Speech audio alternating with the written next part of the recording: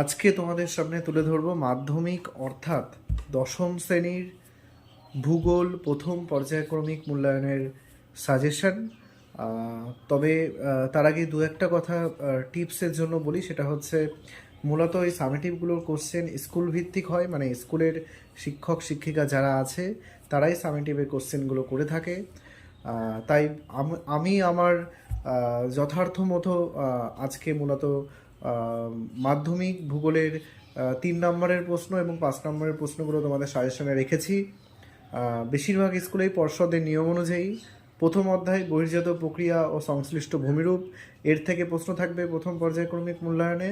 এবং ভারতের কৃষির আগে পর্যন্ত অর্থাৎ ভূপ্রকৃতি পর্যন্ত কিন্তু তোমাদের পরীক্ষা হবে। মূলত এই দুটো টপিক কিন্তু প্রথম সামেটিভে তোমাদের আছে। তো আমি আশা করব যে প্রশ্নগুলো রেখেছি, তোমরা জানো যে পশ্চিমবঙ্গে অনেকগুলো, মনে করো 10,000টা স্কুল আছে, 10,000 রকম প্রশ্ন হবে, কেননা প্রত্যেকটা টিচার আলাদা আলাদা প্রশ্ন করবে। তাই আমি আমার দিক থেকে সেরা যে সাজেশনটা রেখেছি, আশা করি আমাদের পশ্চিমবঙ্গে যে স্কুলগুলো আছে তার মধ্যে 90% স্কুলে এই প্রশ্নগুলো তোমরা কমন পেয়ে যাবে। এই প্রশ্নগুলো তোমরা অবশ্যই ভালোভাবে প্র্যাকটিস করবে।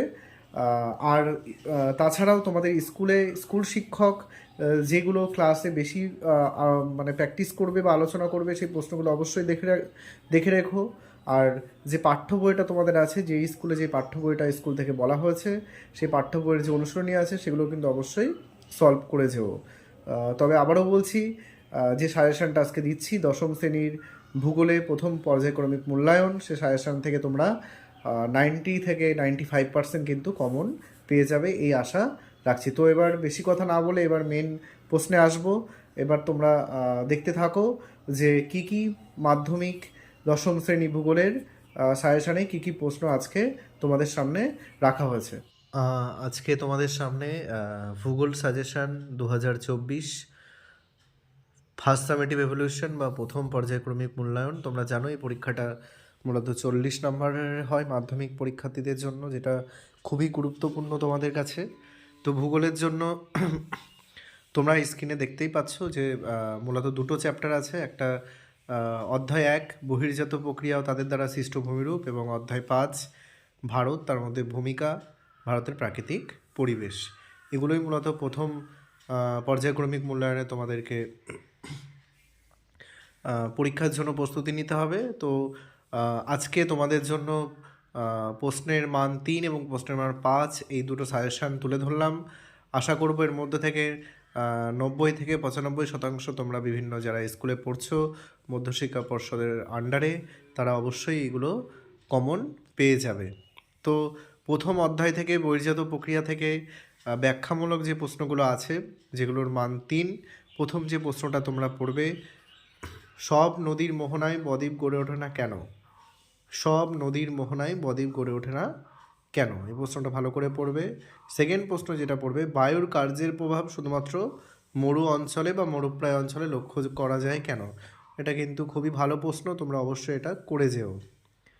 থার্ড প্রশ্ন যেটা, নদী উপত্যকা ও হিমবাহ উপত্যকার 3টি পার্থক্য লেখো। নদী উপত্যকা ও হিমবাহ উপত্যকার 3টি পার্থক্য লেখো। এই প্রশ্নটাও কিন্তু তোমরা অবশ্যই পড়ে যাবে। চতুর্থ যে প্রশ্নটা তোমরা প্র্যাকটিস করবে, ঝুলন্ত উপত্যকায় জলপ্রপাত গড়ে ওঠে কেন? ঝুলন্ত উপত্যকায় জলপ্রপাত গড়ে ওঠে কেন? ফিফথ যে কোশ্চেনটা তোমরা পড়বে, বারখান বালিয়াড়ি ও শিব বালিয়াড়ির পার্থক্য লেখো। এই প্রশ্নটাও কিন্তু এবারের জন্য ইম্পর্টেন্ট। তারপরে যে প্রশ্নটা তোমরা পড়বে, জলপ্রপাতের পশ্চাৎ অপসারণ বলতে কী বোঝো? আবারও বলছি, জলপ্রপাতের পশ্চাৎ অপসারণ বলতে কী বোঝো? তারপরে যে 3 নম্বরের প্রশ্নটা তোমরা পড়বে, গিরিখাত ও ক্যানিয়নের মধ্যে পার্থক্য। এটা একটা কমন কোশ্চেন, আশা করি সবাই এই প্রশ্নটা পড়বে। তারপরে যে 3 নম্বরের শেষ প্রশ্ন আছে প্রথম অধ্যায়ের, জুগান ও ইয়ারদাংয়ের মধ্যে পার্থক্য লেখো। এই তোমাদের বহির্জাত প্রক্রিয়া 3 নম্বরের প্রশ্ন, আশা করব এগুলো পড়লেই তোমরা কমন পেয়ে যাবে। এবার যে দীর্ঘ উত্তরধর্মী প্রশ্ন যেগুলো আছে, যেগুলো মূলত 5 নম্বরে আসতে পারে, আসার সম্ভাবনা প্রবল, যে প্রশ্নগুলো বলছি মন দিয়ে শুনবে, নোট করে নেবে। আরেকটা কথা, কেউ যদি এই প্রশ্নের পিডিএফ পেতে চাও অবশ্যই আমাকে কমেন্ট বক্সে জানিও, আমি তোমাদেরকে লিঙ্ক পাঠিয়ে দেব।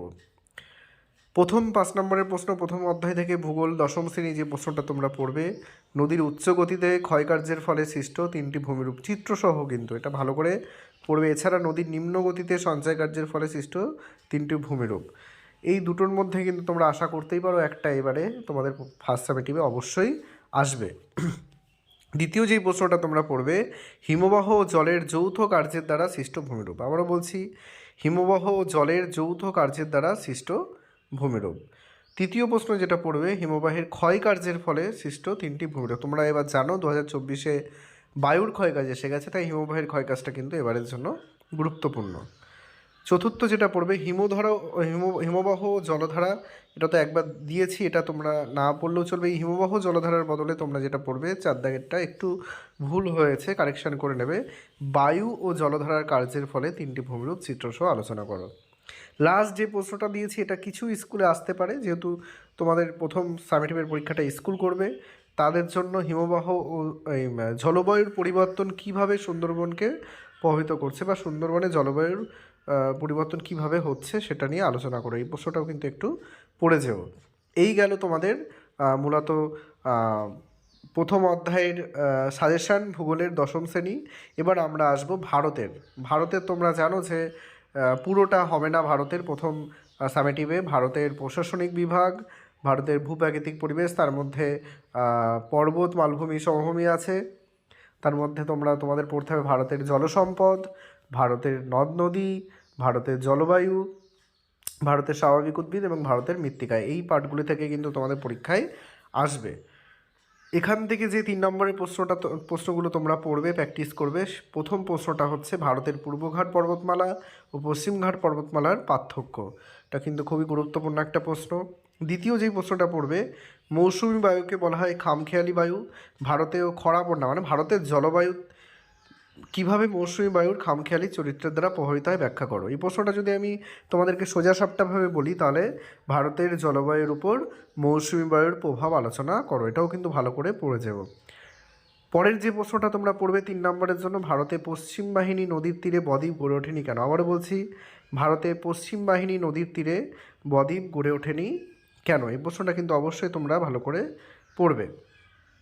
চতুর্থ যে প্রশ্নটা তোমরা পড়বে, ভারতে অরণ্য সংরক্ষণের 3টি উপায়। আমরা বলছি, ভারতে অরণ্য সংরক্ষণের 3টি উপায়, বা কয়েকটা 4-5টা পড়ে রেখো, যাতে 5 মার্কসে আসলেও তোমরা এটা লিখতে পারো। এই প্রশ্নটা খুব মন দিয়ে পড়বে। টিকা, মালনাদ ও ময়দান বলতে কী বোঝো, এটা একসঙ্গেও 3 মার্কসে আসতে পারে বা 2 মার্কসেও আসতে পারে। এছাড়া ভারতের পলি মৃত্তিকা ও কৃষ্ণ মৃত্তিকার বৈশিষ্ট্য, এটাও কিন্তু খুব গুরুত্বপূর্ণ একটা প্রশ্ন, অবশ্যই তোমরা প্র্যাকটিস করবে। এছাড়া যেটা পড়বে, পার্বত্য অঞ্চলের অধিবাসীরা কেন পর্বতের ঢালে বসবাস করে, এটা একটা ভৌগোলিক কারণের প্রশ্ন। এই প্রশ্নটাও তোমরা মন দিয়ে পড়বে। লাস্ট যেটা 3 নম্বরের পড়বে, ভারতের জলবায়ু মৌসুমি বৃষ্টিপাতের উপর এলনিনো ও লানিনার প্রভাব, এটাও কিন্তু তোমরা অবশ্যই পড়ে যাও। এটাও মোটামুটি ইম্পর্টেন্ট, বিভিন্ন স্কুলে কিন্তু এই প্রশ্নটা আসতে পারে। এবার ভারত থেকে 5 নম্বরের যে প্রশ্নগুলো তোমরা পড়বে, সেটা একবার দেখে নাও। ভারত থেকে যে 5 নম্বরের প্রশ্নগুলো তোমরা পড়বে বা প্র্যাকটিস করবে, ভারতে পশ্চিম হিমালয়ের ভূপ্রকৃতির সংক্ষিপ্ত বিবরণ দাও, মন দিয়ে পড়বে। মৌসুমি বায়ুর নিয়ন্ত্রকগুলি ব্যাখ্যা করো, এই প্রশ্নটা খুবই গুরুত্বপূর্ণ, মন দিয়ে পড়বে। ভারতের জলবায়ুর বৈশিষ্ট্যগুলি আলোচনা করো, এটাও ভালো করে প্র্যাকটিস করবে। হিমালয় পর্বতের প্রস্থ বরাবর শ্রেণীবিভাগ, এটাও ভালো করে পড়ে যাও। উত্তর ও দক্ষিণ ভারতের নদ নদীর পার্থক্য, এটাও ইম্পর্টেন্ট একটা কোশ্চেন, ভালো করে প্র্যাকটিস করবে। ভারতের পূর্ব ও পশ্চিম উপকূলীয় সমভূমির বৈশিষ্ট্যগুলির পার্থক্য নিরূপণ করো। এই প্রশ্নটাও পড়ে যাও। এখান থেকে আশা করব 2-3টে প্রশ্ন তোমাদের প্রথম সামেটিভে অবশ্যই থাকবে। ভারতের যে 5 নম্বরের আছে, এগুলো কিন্তু অবশ্যই প্র্যাকটিস করে যাও। আশা করব 90% প্রশ্ন কিন্তু তোমরা সুকান্ত একাডেমি লার্নিংয়ের যে সাজেশান, সেখান থেকে তোমরা পেয়ে যাবে অবশ্যই। কেমন লাগলো আজকের ভিডিও আমাকে কমেন্টে লিখে জানিও। আর আবারও বলছি যে এই প্রশ্নগুলো ছাড়া যদি স্কুল শিক্ষকরা অন্য কোনো প্রশ্ন করায়, সেগুলোও কিন্তু সমান গুরুত্ব সহকারে অবশ্যই পড়বে, এবং আশা করি তোমাদের এই প্রশ্নগুলো সমস্যার সমাধান করবে। আর সবাইকে প্রথম পর্যায়ক্রমিক মূল্যায়নের আমার তরফ থেকে বেস্ট অফ লাক। খুব শীঘ্রই দেখা হবে পরের ভিডিওতে। আর কেউ যদি চ্যানেলে নতুন থেকে থাকো, তাহলে অবশ্যই সাবস্ক্রাইব করে দিও এবং বেল আইকনটা প্রেস করে রেখো যাতে সমস্ত নোটিফিকেশান তোমাদের সামনে আসে। আর বন্ধুদের মধ্যে শেয়ার করে দিও যাতে তারাও এই বিষয়ভিত্তিক যে সাজেশনগুলো সেগুলো পেয়ে যায়। তো সবাই ভালো থাকো।